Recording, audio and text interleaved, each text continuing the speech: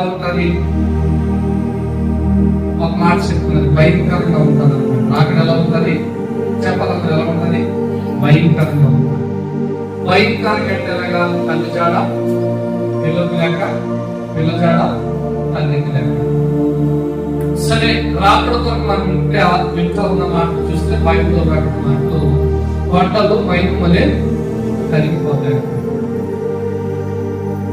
కొందరు ఎత్తబడతారంట, కొందరు విడబడతారంట. కొందరు ఎత్తబడతారు, కొందరు విడబడతారు.